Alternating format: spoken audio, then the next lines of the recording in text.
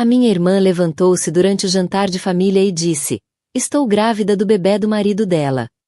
Fiquei paralisada. Os meus pais olharam em choque.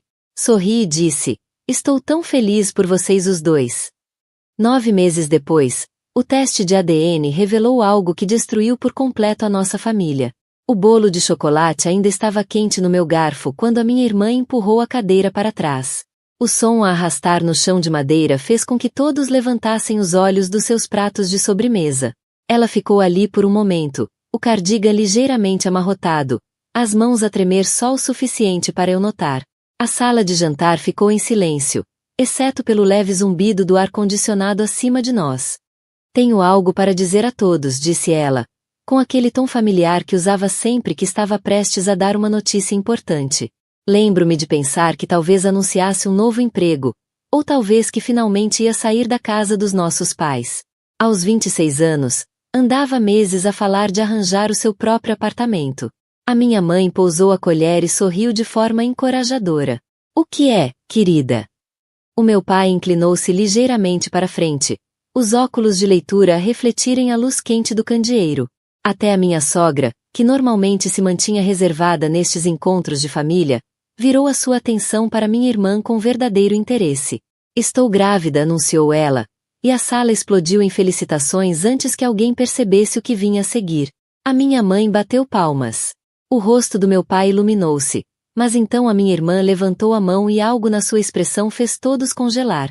"O bebê é do marido dela." Antes de continuarmos com esta revelação chocante da família, quero agradecer por estares aqui. Se acreditas que a verdade importa mais do que manter a paz, considera subscrever. É grátis e ajuda-nos a chegar a mais mulheres que enfrentam traições. Agora, vamos ver como isto se desenrola. As palavras ficaram no ar como fumo. Senti o meu aperto afrouxar no pequeno garfo de sobremesa que segurava nas mãos. O chocolate de repente pareceu demasiado intenso, demasiado doce.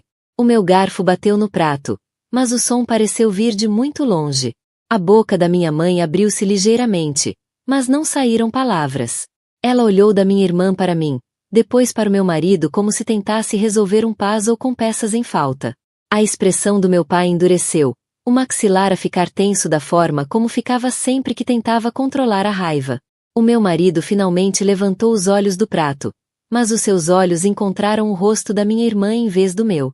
Havia algo ali, algo que eu não conseguia nomear, mas que reconheci imediatamente. Não era surpresa, nem negação, apenas uma aceitação silenciosa que fez o meu peito apertar. "David", sussurrou a minha mãe, usando o nome do meu marido como uma pergunta. "É verdade?" Ele acenou com a cabeça uma vez, quase imperceptível, o olhar a cair novamente sobre a mesa. Os seus dedos tamborilaram na superfície de madeira, um hábito que desenvolveu sempre que se sentia encurralado em reuniões de trabalho. Vi-o fazer isso centenas de vezes, mas nunca por algo que me envolvesse. A reação da minha sogra surpreendeu-me mais. Enquanto todos os outros ficaram paralisados de choque, ela recostou-se na cadeira com algo que quase parecia alívio. "Finalmente", disse ela, com a voz suave mas clara. Já começava a pensar que nunca seria avó. A maneira casual como disse isso, como se a gravidez da minha irmã fosse um presente que ela esperava há muito tempo, fez com que algo frio se instalasse no meu estômago. Nenhuma vez olhou para mim. Nenhuma vez reconheceu que esta criança iria nascer de uma traição, da destruição do casamento do seu filho. A minha irmã olhou para mim então, e vi algo nos seus olhos que nunca tinha visto antes. Não era culpa, nem pedido de desculpas. Era algo que parecia quase vitória. Ela sempre foi a mais bonita, a que atraía atenções sem esforço. Mas isto parecia diferente. Isto parecia deliberado. "Há quanto tempo?", perguntou meu pai, com a voz cuidadosamente controlada. 3 meses, respondeu ela, a mão movendo-se instintivamente para a barriga ainda lisa. "Não foi planeado, mas estamos felizes. Nós." As palavras doeram mais do que tudo o resto junto. Ela já tinha criado uma unidade, uma família que não me incluía. O meu marido e a minha irmã tinham se tornado nós. Enquanto eu estava sentada à mesma mesa, invisível, a minha mãe finalmente encontrou a sua voz. "Jéssica, como pudeste?", começou ela, mas a minha irmã interrompeu-a. "Mãe, O amor não segue regras. Às vezes estas coisas simplesmente acontecem. Amor. Ele chamou-lhe amor. Como se essa palavra pudesse de alguma forma tornar o adultério aceitável. Como se pudesse apagar o facto de ela ter destruído sistematicamente o casamento da própria irmã e sentir orgulho nisso. Percebi que todos estavam à espera que eu reagisse, que gritasse, que chorasse, que atirasse algo. O silêncio prolongou-se, tornando-se desconfortável para todos, exceto para mim. Naquele momento, senti-me estranhamente calma, como se estivesse a assistir a esta cena acontecer com outra pessoa. Depois sorri. Não era um sorriso genuíno, mas era perfeito, educado, composto, o tipo de sorriso que aperfeiçoei em situações sociais quando precisava esconder o que realmente estava a pensar. Vi a expressão confiante da minha irmã vacilar ligeiramente. Confusão a passar-lhe pelo rosto. Parabéns, disse eu, com a voz firme. Estou tão feliz por vocês os dois. A minha mãe olhou para mim como se eu tivesse falado noutra língua. As sobrancelhas do meu pai franziram-se com preocupação. Até o meu marido olhou para cima, provavelmente a esperar raiva ou lágrimas, mas eu continuei a sorrir, mantive as mãos pousadas no colo, mantive a voz serena. Para quando é? A minha irmã piscou os olhos, claramente surpreendida com a minha reação. Dezembro, disse ela, hesitante. Um bebê de inverno. Que maravilha! Peguei novamente no garfo e dei outra dentada no bolo como se estivéssemos a falar do tempo. Vais continuar a trabalhar na clínica? A conversa avançou aos tropeções a partir daí, estranha e forçada.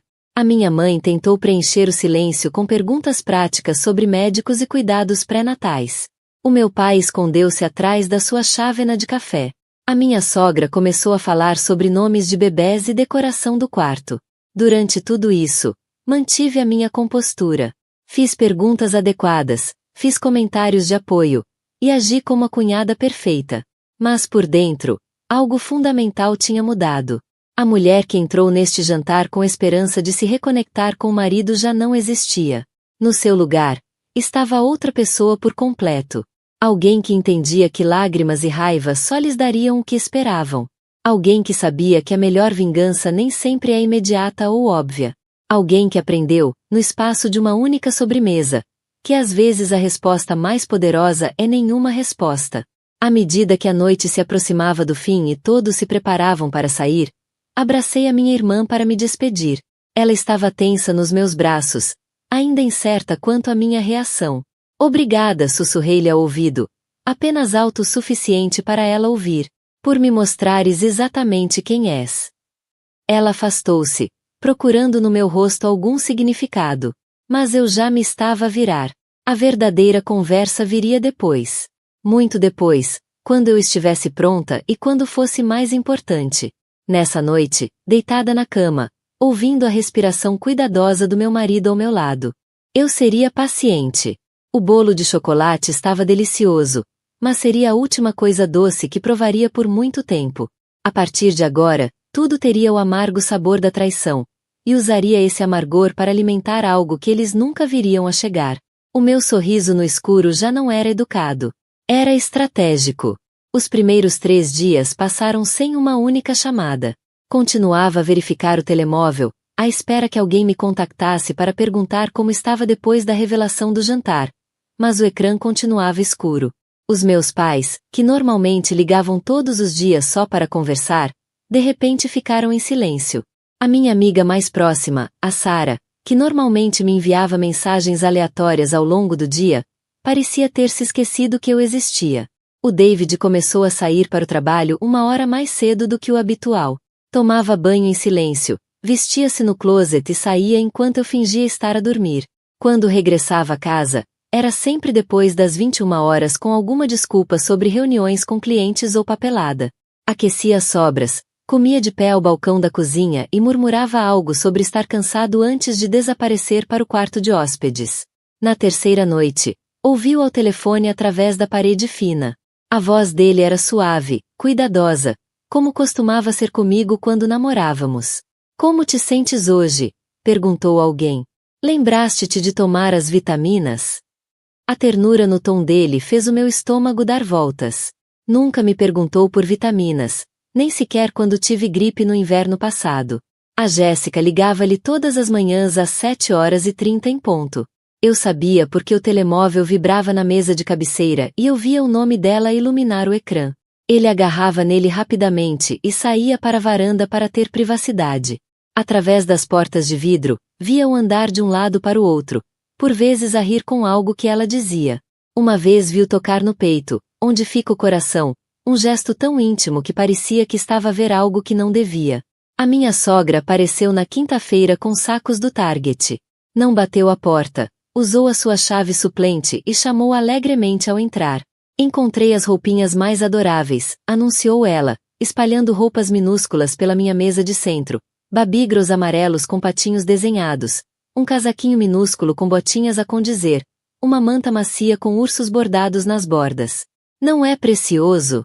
Disse ela com ternura, segurando um pijaminha tamanho recém-nascido. Não resisti. O bebê vai precisar de tantas coisas. Falava da gravidez como se fosse uma celebração familiar, não a destruição do casamento do filho. O entusiasmo dela parecia genuíno, sem sombra de vergonha ou culpa.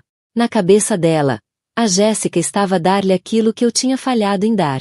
Um neto, um legado, um propósito.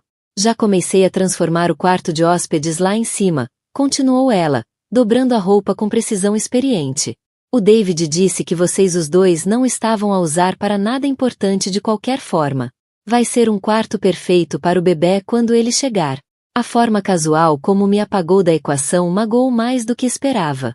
Os meus materiais de pintura viviam naquele quarto. O meu cavalete, as minhas telas, a pintura em que andava a trabalhar há meses. Mas aparentemente o meu espaço criativo não era suficientemente importante para ser preservado. Via organizar as roupas de bebê em montinhos arrumados. Os seus movimentos eficientes e determinados. Ela já tinha redesenhado mentalmente a minha casa, planeado meu futuro, e apagado-me por completo da história. Eu era apenas um detalhe inconveniente, algo a contornar em vez de considerar. Já pensaste em voltar a viver com os teus pais? Perguntou de repente, sem levantar os olhos da sua arrumação. Talvez fosse mais fácil para todos os envolvidos. Menos constrangedor, sabes? A sugestão atingiu-me como água gelada. Ela queria que eu desaparecesse. Não apenas emocionalmente distante ou a aceitar a situação, mas fisicamente removida da equação. No mundo perfeito dela, o David e a Jéssica criariam um filho na minha casa, rodeados pelos meus móveis, a dormir na minha cama. Pedi licença e subi as escadas, deixando-a com a sua exibição de compras. Na casa de banho, salpiquei o rosto com água fria e encarei o meu reflexo. A mulher que me devolvia o olhar parecia mais pequena, de certa forma desvanecida nas extremidades. Quando é que me tornei tão fácil de descartar? Nessa noite, decidi testar algo. Preparei o jantar favorito do David. Salmão grelhado com manteiga de limão, espargos assados e puré de batata com alho. Pus a mesa com a porcelana do nosso casamento, acendi velas, e até vesti o vestido que ele me ofereceu no nosso primeiro aniversário. Ele entrou às 21h15, viu o ambiente e parou. O que é isto tudo? Pensei que podíamos conversar, disse eu, mantendo a voz neutra. Sobre tudo, sobre nós. Ele mexeu-se desconfortável, verificando o telemóvel 2 vezes durante a minha frase. Ouve, Sarah, estou mesmo cansado esta noite. Fica para outra. Sarah, chamou-me Sarah, o nome da minha amiga. A mesma amiga que não me contactava desde o jantar. A mesma amiga que, percebi de repente, andava estranhamente calada sobre os meus problemas conjugais ultimamente. Chamaste-me Sarah? Perguntei. O rosto dele corou. Não, eu disse, queria dizer. Gaguejou, depois desistiu. Vou me deitar. Depois que ele saiu, fiquei sozinha à mesa cuidadosamente posta, a olhar para a comida intocada. As velas arderam até o fim enquanto eu processava o que acabava de acontecer. Não era só a Jéssica. A Sarah também estava envolvida. O meu marido estava a gerir múltiplas relações enquanto eu brincava a casinha com a roupa suja dele. Apaguei as velas e comecei a arrumar a mesa. Na cozinha, ao raspar o salmão não comido para o triturador de lixo, encontrei um talão escondido atrás da cafeteira. Almoço para 2 no Romanos. o nosso restaurante de aniversário. A data era de ontem. A hora marcava 13h30, quando David me tinha mandado uma mensagem a dizer que estava no almoço de trabalho com colegas. Mas foi a nota manuscrita no verso que fez as minhas mãos tremerem.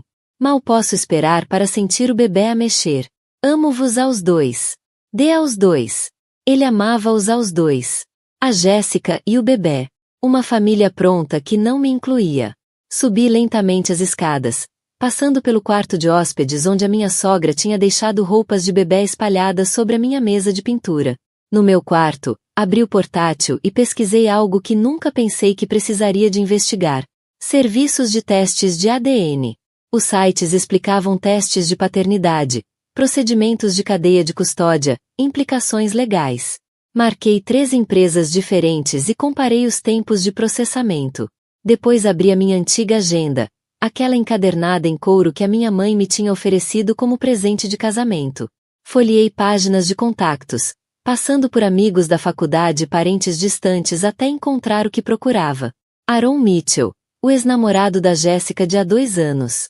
Aquele por quem ela chorou durante meses depois do fim da relação. Aquele que os meus pais achavam demasiado intenso e instável para a filha. Fiquei a olhar para o número de telefone dele, escrito com a minha própria letra cuidadosa de quando a Jéssica me pediu para o guardar só por precaução.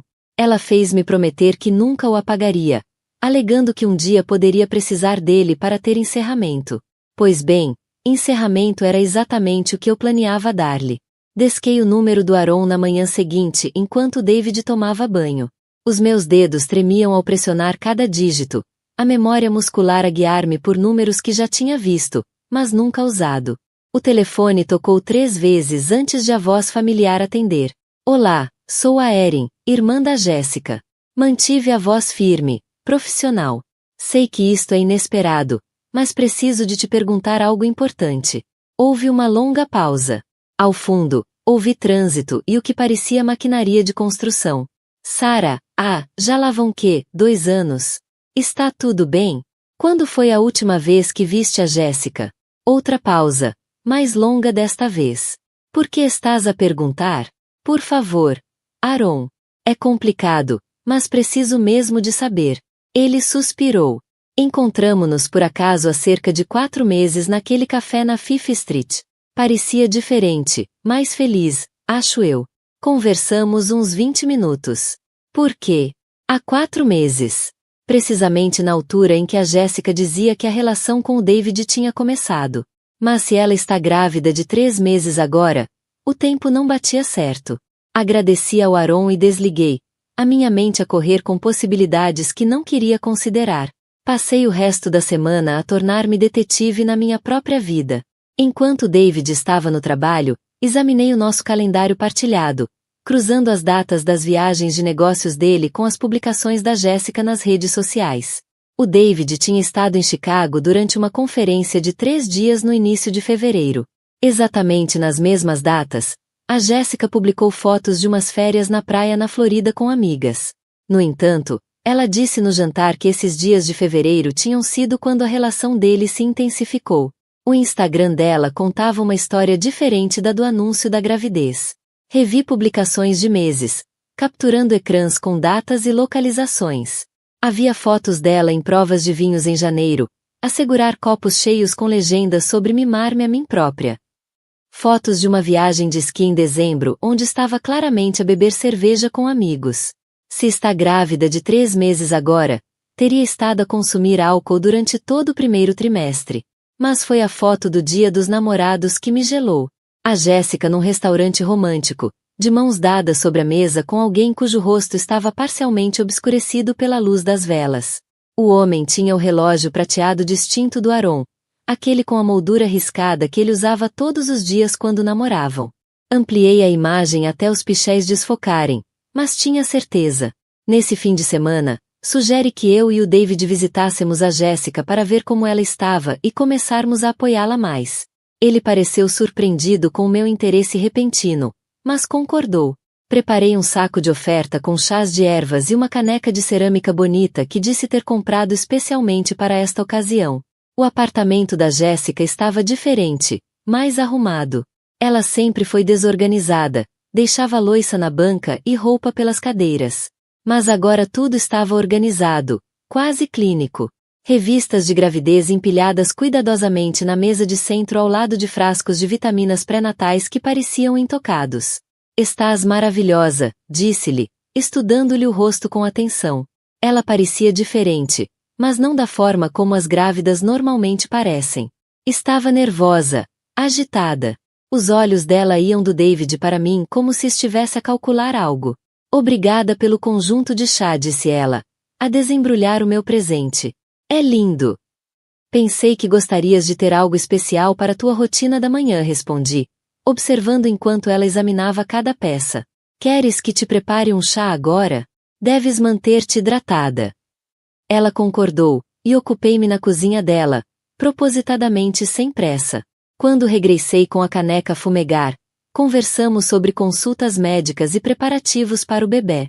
A Jéssica segurava a chávena com cuidado, bebendo chá de camomila suficientemente forte para disfarçar qualquer sabor residual. Já pensaste em contar ao Aaron? Perguntei com naturalidade, reparando como a mão dela congelou a meio caminho dos lábios. Porque havia de contar-lhe alguma coisa, respondeu, mas a voz tinha um tom estranho. Oh, só pensei que vocês foram tão próximos em tempos. Ele não merece saber que estás feliz? O David parecia confuso com o rumo da conversa, mas seguia as instruções à risca, passando o cotonete por dentro da caneca que a Jéssica tinha usado e preservando cuidadosamente a saliva da escova de dentes do David. Identifiquei tudo de acordo com as especificações do laboratório e fui pessoalmente aos correios, sem confiar na recolha da caixa de correio. A espera foi tortura. 2 semanas pareceram 2 meses.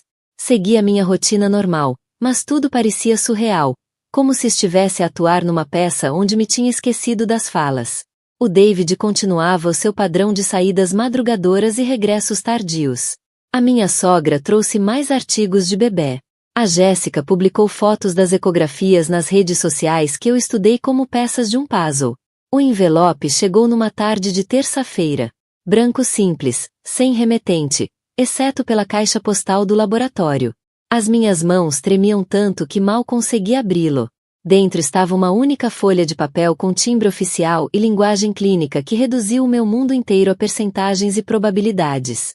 Com base na análise genética, David Mitchell é excluído como pai biológico da amostra testada. Probabilidade de paternidade: 0%. Li a linha 3 vezes antes que as palavras fizessem sentido. O David não era o pai. O bebê que a Jéssica carregava pertencia a outra pessoa. Tudo isto, o anúncio no jantar de família, a culpa, a destruição do meu casamento, foi construído sobre uma mentira. Mas eu não gritei. Não liguei a ninguém. Não confrontei a Jéssica nem o David, nem exigi explicações. Em vez disso, dobrei cuidadosamente o papel e coloquei-o na gaveta da secretária. Depois fiz uma lista de compras e planeei o jantar mais importante da minha vida. Os convites eram simples, elegantes. Juntem-se a nós para um jantar de celebração para dar as boas-vindas à nova adição da nossa família. Entreguei-os pessoalmente aos meus pais, enviei um à minha sogra e conduzi até a morada atual do Aaron para deixar um debaixo da porta. No final de cada convite, adicionei uma nota manuscrita. A sua presença significaria o mundo para nós neste momento especial. O convite do Aaron incluía uma linha adicional. Há algo importante que precisas de saber. O palco estava montado. A verdade pronta para fazer a sua estreia. E pela primeira vez em semanas, senti-me genuinamente entusiasmada com alguma coisa. A noite de sábado chegou com um ar fresco de outono que tornava tudo mais nítido, mais definido. Passei o dia inteiro a preparar tudo, movimentando-me pela cozinha com uma precisão que nunca tinha sentido antes. Cada detalhe importava esta noite. A carne assada tinha de estar perfeita. O vinho tinha de respirar a temperatura certa. A sala de jantar tinha de parecer acolhedora o suficiente para baixar as defesas de todos. O David notou a minha energia em vulgar, mas interpretou-a completamente mal. É bom ver-te entusiasmada por receber toda a gente, disse ele, ajustando a gravata em frente ao espelho do corredor. Acho que este jantar vai ser bom para todos nós. Sorri e entreguei-lhe os guardanapos de pano para dobrar. Sim, acho que esta noite vai mudar tudo. Os meus pais chegaram primeiro. A minha mãe trazia um ramo de rosas amarelas e o meu pai segurava uma garrafa de champanhe. Pela celebração, disse ele, embora o sorriso parecesse forçado. Conseguia ver que ainda estavam a processar tudo o que tinha acontecido no último jantar de família. Ainda a tentar perceber como navegar nesta nova realidade. A minha sogra apareceu 15 minutos depois com uma caixa de joias debaixo do braço. Trouxe algo especial, anunciou, abrindo a caixa para revelar uma delicada tornozeleira de prata com pequenos guizos. Isto era do David quando era bebê. Tenho guardado para o meu primeiro neto. A posse casual no tom dela fez-me cerrar o maxilar, mas mantive a compostura. Que gesto tão atencioso da sua parte trazer relíquias de família, disse eu, pegando na caixa das mãos dela. Tenho a certeza que o bebê vai estimar isto um dia. A Jéssica e o David entraram juntos, e notei imediatamente o quão confortáveis estavam um com o outro. Ela tinha a mão no braço dele ao entrarem pela porta, e ele guiou-a para a cadeira mais confortável sem que ninguém pedisse. Moviam-se como um casal que estava junto há anos, não como duas pessoas apanhadas num caso escandaloso. Estás radiante, disse a minha mãe a Jéssica. E era verdade. A minha irmã praticamente irradiava satisfação. Usava um vestido fluido que realçava a barriga ainda pequena, e mantinha sempre uma mão pousada de forma protetora sobre o ventre. Cada gesto parecia calculado para lembrar todos da sua condição, da preciosa vida que carregava. A conversa ao jantar fluiu surpreendentemente bem. Falamos de nomes de bebés e temas para o quarto. O meu pai contou histórias de quando eu e a Jéssica éramos crianças. A minha sogra falou dos planos para mimar o neto. Durante tudo isso, desempenhei o papel de anfitriã perfeita, enchendo copos de vinho e desviando conversas de silêncios constrangedores. Servi a sopa com mãos firmes, embora por dentro me sentisse a vibrar de ansiedade. Todos elogiaram o creme de abóbora e aceitei os elogios com gratidão enquanto, mentalmente, fazia a contagem decrescente até a sobremesa. O prato principal foi servido e retirado. A minha mãe ajudou-me a levantar os pratos enquanto os homens discutiam os resultados do futebol. A Jéssica pediu licença para ir à casa de banho 2 vezes, e em ambas o David ficou visivelmente preocupado. Estás bem? Perguntou ele depois da segunda vez. Talvez devesses deitar-te um pouco. Estou bem, assegurou ela. Mas reparei no olhar rápido que lançou para a porta da frente. Estava nervosa com algo, embora o escondesse bem. Quando trouxe os pratos de sobremesa, a campainha tocou. A mesa inteira ficou em silêncio. O David olhou para o relógio, com a testa franzida. Estamos à espera de mais alguém? Na verdade, sim, disse eu, pousando o tabuleiro da sobremesa e alisando o vestido. Convidei mais um convidado. Achei que seria bom termos toda a família reunida. Abri a porta da frente e encontrei o Aaron no alpendre, vestido com fato azul marinho e gravata bordô. Tinha cortado o cabelo desde a última vez que o vi, e parecia nervoso mas determinado. Na mão, trazia um pequeno saco de presente com papel de seda a espreitar pelo topo. Aaron, disse eu calorosamente, autossuficiente para todos na sala de jantar ouvirem. Muito obrigada por vires. Por favor, entra. O silêncio vindo da sala de jantar era ensurdecedor. Conduziu Aaron pelo corredor, observando todas as cabeças virarem-se na nossa direção. Os meus pais pareciam confusos.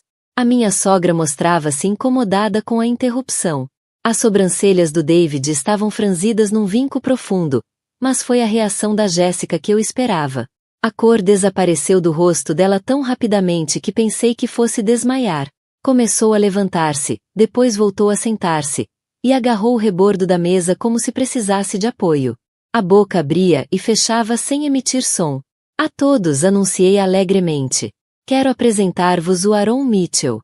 É um velho amigo da família.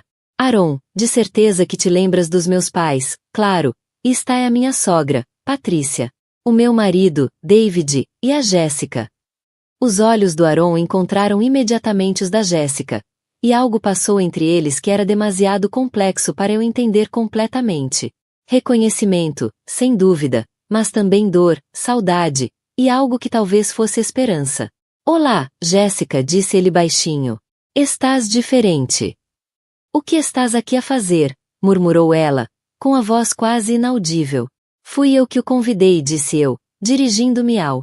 Namoramos durante quase 2 anos até ela acabar comigo há 6 meses. A matemática pairava no ar como fumo. 6 meses, não 2 anos. A linha temporal cuidadosamente construída da Jéssica começava a desfazer-se em tempo real. Na verdade, disse eu, alcançando o envelope. Acho que há algo que todos devem saber antes de passarmos à sobremesa. Algo que muda tudo. As minhas mãos estavam surpreendentemente firmes enquanto abria o envelope e retirava os resultados do laboratório. A Jéssica fez um som baixo, quase um gemido. O David olhava de um para o outro, entre o Aaron e a Jéssica, com as peças do puzzle finalmente a encaixar-se na sua mente. Mandei fazer uns testes, anunciei à sala, só para ter a certeza absoluta sobre a paternidade do bebê. Sabem, por causa do historial médico. A genética familiar é tão importante. Desdobrei o papel e li em voz alta, clara e forte. Com base na análise genética, David Mitchell é excluído como pai biológico. Probabilidade de paternidade: 0%. O silêncio que se seguiu foi tão completo que consegui ouvir o tic-tac do relógio de parede. Na sala ao lado, o garfo da minha mãe caiu no prato. O meu pai tirou os óculos e limpou-os desnecessariamente. A boca da minha sogra ficou aberta de choque. O Aaron deu um passo à frente, o rosto uma mistura de confusão e perseção a surgir. Jéssica, há algo que me queiras dizer? Mas a Jéssica ficou apenas sentada, imóvel, a olhar para o papel nas minhas mãos como se fosse uma arma apontada diretamente ao coração. A verdadeira questão, disse eu, dobrando os resultados e colocando-os de volta no envelope, é porque sentiu a minha irmã necessidade de destruir o meu casamento por um bebê que nunca foi do meu marido. A explosão que se seguiu à minha revelação destruiu mais do que apenas a noite. A Jéssica finalmente encontrou a voz, mas saiu em negações desesperadas misturadas com acusações. Planeaste isto, gritou ela, apontando-me o dedo trêmulo através da mesa. Orquestraste isto tudo só para me humilhares. O Aaron continuava parado junto à porta, ainda com um saco de presente na mão, a tentar processar o que tinha acabado de presenciar. Jéssica, o bebê é meu? Perguntou ele, com a voz mal acima de um sussurro. Ela virou-se para ele com uma fúria que eu nunca tinha visto antes. Não te atrevas a vir aqui fingir que te importas. Foste tu que me deixaste, lembras-te? Disseste que eu era drama a mais para tua preciosa carreira. Foste tu que acabaste comigo, respondeu Aaron, visivelmente confuso. Disseste que precisavas de espaço. Disseste que tinhas conhecido outra pessoa porque eu estava grávida e tu não estavas pronto para ser pai. As palavras saíram-lhe da garganta como se estivessem presas lá há meses. A sala explodiu. A minha mãe soltou um suspiro e tapou a boca. O meu pai levantou-se tão rápido que a cadeira caiu para trás. O David finalmente falou, a voz fria e distante. Então isto tudo foi o quê? Um plano elaborado para me prender a criar o filho de outro homem. O rosto da Jéssica desfez-se, mas não havia lágrimas, apenas desespero cru. Não era suposto acontecer assim. Eu estava assustada. O Aaron já tinha seguido em frente, conseguido aquela promoção em Seattle. Tu estavas casado, mas miserável. Eu pensei que se conseguisse fazer resultar. Fazer resultar o quê? Exigiu David. Destruir o meu casamento? Mentir a nossa família inteira? A minha sogra levantou-se da cadeira como uma rainha destronada. A tornozeleira de prata que trouxera estava abandonada sobre a mesa, os seus pequenos guizos silenciosos.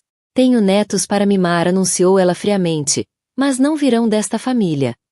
Pegou na mala e no casaco com movimentos precisos, cada gesto a irradiar orgulho ferido. David, quando decidires comportar-te como o homem que criei, sabes onde me encontrar. Saiu sem olhar para trás, e de alguma forma, a sua partida pareceu mais definitiva do que qualquer discussão. O meu pai foi o seguinte a falar, a voz pesada de desilusão. Jéssica, como pudeste fazer isto à tua irmã? À nossa família? Não me venhas dar lições sobre lealdade familiar, disparou a Jéssica, o desespero a transformar-se em raiva defensiva. Onde estavam todos quando precisei de apoio? Quando estava assustada e sozinha? Nunca estiveste sozinha, disse a minha mãe baixinho, lágrimas a correr-lhe pelo rosto. Nós teríamos ajudado. Teríamos apoiado a ti e ao bebê. Teríamos tentado resolver algo com Aaron, mas isto, mentir, manipular, destruir o casamento da tua irmã. Isto não é a pessoa que criamos. O Aaron pousou o saco de presente na mesa lateral e aproximou-se da Jéssica. Eu teria voltado, disse simplesmente. Se me tivesses contado sobre o bebê, teria encontrado forma de fazer funcionar. Eu amava-te. Amava, repetiu a Jéssica amargamente. Passado. Sim, confirmou Aaron sem hesitação. Passado, porque a mulher que eu amava não teria feito isto. A luta saiu toda da Jéssica de uma vez. Caiu na cadeira, com uma mão ainda pousada na barriga, parecendo mais pequena e perdida do que eu alguma vez a tinha visto. Por um momento, quase senti pena dela. Quase. O David virou-se para mim e vi algo que não esperava nos olhos dele. Não era culpa nem vergonha, era alívio. Obrigado, disse ele baixinho, por descobrires a verdade. Por terminares isto antes que fosse ainda mais longe. Não me agradeças, respondi, com a voz firme. Agradece a ti mesmo. As tuas escolhas foram feitas muito antes desta noite. Ele acenou lentamente, entendimento a passar entre nós. Vou arrumar algumas coisas e ficar no hotel. Devíamos provavelmente falar sobre os assuntos práticos, advogados e tudo isso. Não há nada a discutir, disse eu, surpreendendo-me com quão calma soava. Vou tratar dos papéis esta semana. O teu advogado pode contactar o meu. Sara, sei que estraguei tudo, mas talvez possamos tentar terapia. Mesmo que o bebê fosse meu. Mesmo que o bebê fosse teu, interrompi. Eu já teria acabado. Isto não é sobre a Jéssica ou a gravidez.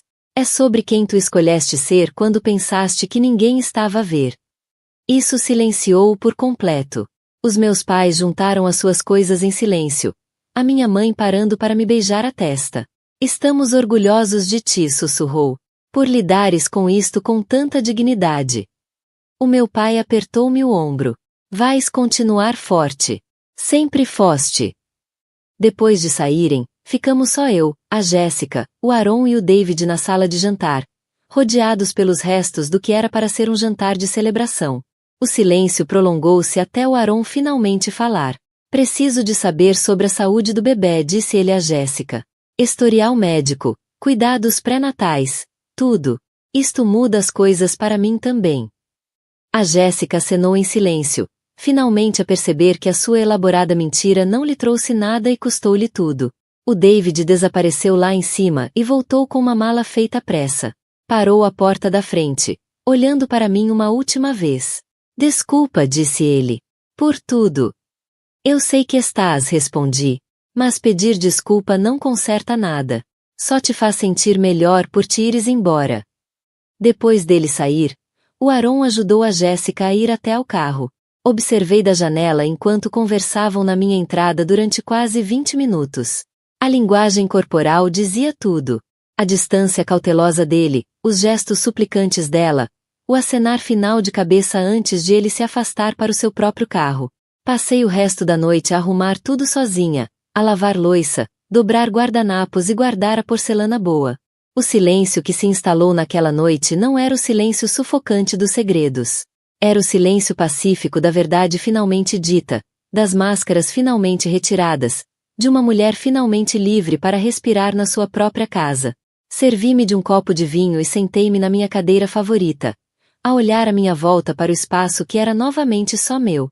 O amanhã traria advogados, papelada e conversas difíceis. Mas esta noite, pela primeira vez em muito tempo, sentia-me eu outra vez. A primeira manhã em que acordei sozinha na minha casa foi como emergir debaixo de água. Sem passos apressados no corredor. Sem duche ligado enquanto eu fazia café. Sem andar em bicos de pés à volta do humor de outra pessoa. Apenas silêncio e possibilidade estendendo-se à minha frente como uma tela em branco. Preparei pequeno almoço para ovos mexidos com ervas frescas da horta que negligenciara durante meses. Enquanto comia ao balcão da cozinha, ainda de pijama às 9 horas da manhã, percebi que não me lembrava da última vez que fizera algo tão simples sem olhar para o relógio ou preocupar-me com o horário de outra pessoa. Os papéis do divórcio foram surpreendentemente simples. O advogado do David era eficiente e profissional, claramente com vontade de encerrar tudo rapidamente. Não houve discussões sobre bens ou propriedades, nem negociações amargas. O David ficou com o carro dele e com a conta de reforma. Eu fiquei com a casa e tudo dentro dela. Dividimos as poupanças conjuntas a meio e seguimos caminhos separados. 3 semanas depois do jantar, dei por mim sentada no meu estúdio de pintura, o espaço que a minha sogra queria transformar num quarto de bebê. Reclamei-o por completo, montando o cavalete junto à janela onde a luz da manhã era melhor. Os dedos sentiam-se desajeitados ao início, enferrujados por meses de negligência, mas a memória muscular voltou quando comecei a misturar as cores na paleta. Não estava a pintar nada em específico, apenas a deixar o pincel mover-se pela tela na direção que me parecia certa. O azul deu lugar ao verde, depois ao roxo, depois ao amarelo. Cores que não me permitia usar quando tudo na minha vida parecia cinzento. Foi então que comecei a escrever. Não porque tivesse algum grande plano ou mensagem para partilhar, mas porque os pensamentos na minha cabeça precisavam de um lugar onde ir. Criei um blog anônimo chamado Segundas Oportunidades e escrevi sobre as pequenas descobertas que fazia todos os dias. Como era cozinhar o jantar sem me preocupar se outra pessoa ia gostar. Como era ver o que quisesse na televisão. Como era ir para a cama quando estava cansada em vez de ficar acordada à espera de alguém que podia nem voltar para casa. As respostas surpreenderam-me. Mulheres de todo o país começaram a comentar, a partilhar as suas próprias histórias de traição e reconstrução. Algumas estavam a passar por divórcios. Outras tinham sobrevivido a casos. Algumas lidavam com traições familiares que faziam a minha situação parecer simples em comparação. És tão corajosa, escreveu uma mulher. Gostava de ter a tua força. Mas eu não me sentia corajosa. Sentia-me como se estivesse a tropeçar em cada dia, a descobrir tudo à medida que seguia. Força parecia uma palavra demasiado grande para o que eu estava a fazer. Eu estava apenas a recusar desistir. O meu pai ligou numa terça-feira à noite, algo que nunca tinha feito antes.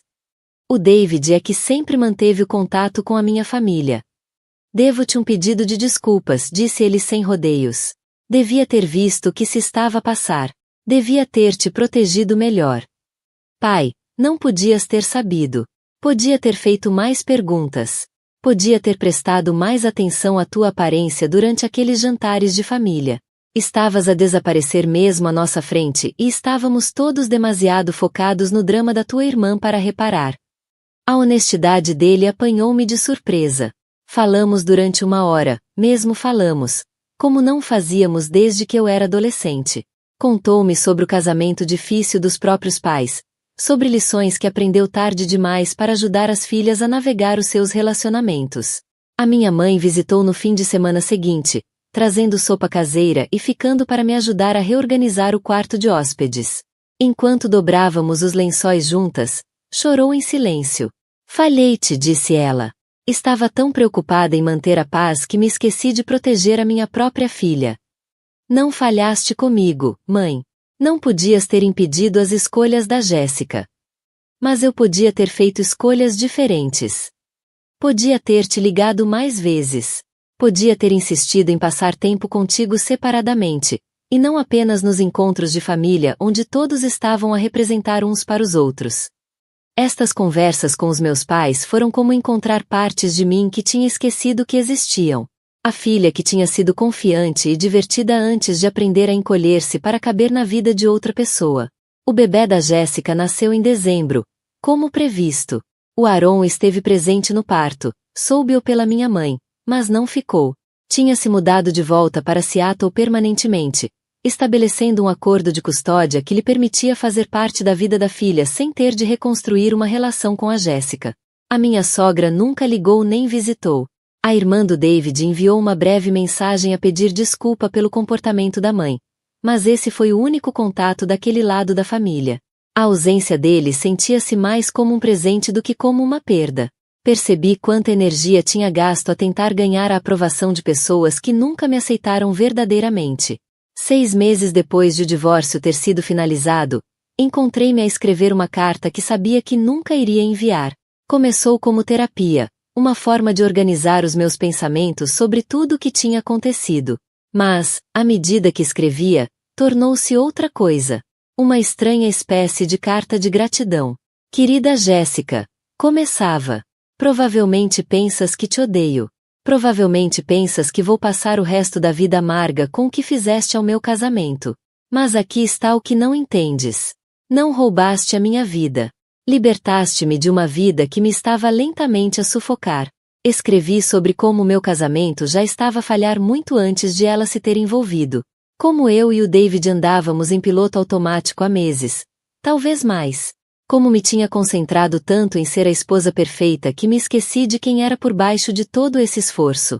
Cá dentro, a minha casa estava quente, tranquila e completamente minha. Pela primeira vez desde aquele devastador jantar de família, senti-me verdadeiramente feliz. Não a felicidade desesperada e forçada de quem tenta convencer-se de que tudo está bem, mas a satisfação profunda e constante de quem aprendeu a diferença entre estar sozinha e sentir-se sozinha. Tinha a minha verdade. Tinha a minha liberdade. Tinha a minha segunda oportunidade. E isso era mais do que suficiente para construir uma vida. Se esta história de verdades escondidas e força silenciosa te manteve agarrado, até ao fim, carrega no botão de gosto agora mesmo. A minha parte favorita foi quando a Sarah revelou os resultados de ADN naquele jantar perfeitamente orquestrado, vendo as máscaras de todos finalmente caírem. Qual foi o teu momento favorito? Deixa nos comentários abaixo. Não percas mais histórias inspiradoras como esta. Subscreve e ativa o sino de notificações para nunca perderes um novo vídeo.